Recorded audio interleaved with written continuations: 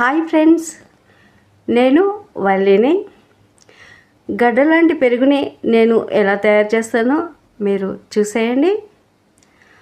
Hi అండి, this is my new channel. Please subscribe and support me. గడ్డలాంటి పెరుగు తోడు పెట్టడం కోసం ముందుగా స్టవ్ ఆన్ చేసి గిన్నె పెట్టి పాలను వేసి స్టవ్ మీడియం ఫ్లేమ్లో ఉంచుకుని దగ్గరే ఉండి 2-3 పొంగులు వచ్చేంత వరకు పాలని మరగ కాసుకోవాలి. తర్వాత సిమ్లో ఒక 10-15 నిమిషాల వరకు పాలని మరిగించాలి. తర్వాత స్టవ్ ఆఫ్ చేసుకుని పాలని చల్లార్చుకోవాలి. అలాగే 10 నిమిషాలు వదిలేస్తే పాలు పూర్తిగా చల్లారుతాయి. వేసవికాలం అయితే గోరువెచ్చగా ఉంటే సరిపోతుందండి. ఇది శీతాకాలం కాబట్టి గోరువెచ్చని కంటే మరి కాస్త వేడిగా ఉంటే పాలు చక్కగా గడ్డలాగా తోడుకుంటాయి. పాలని ఒక గిన్నెలోకి వేసుకుని వేడి ఒకసారి చెక్ చేసుకోవాలి.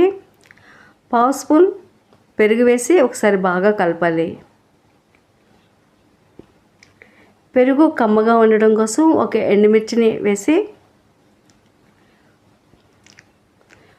మూత పెట్టి నైట్ అంతా అలా రెస్ట్ ఇవ్వాలి. ఉదయానికి చూడండి, గడ్డలాంటి పెరుగు రెడీ అయిపోయింది.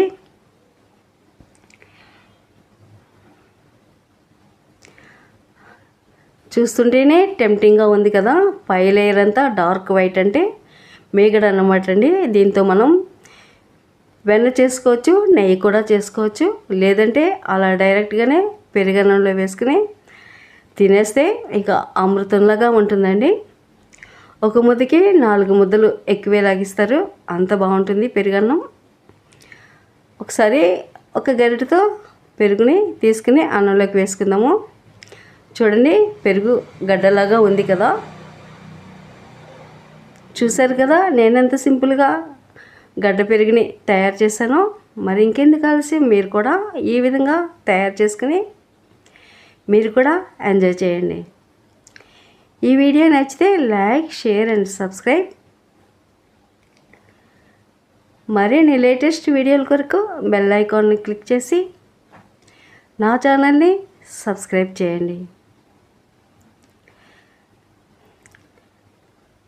Thank you so much for watching.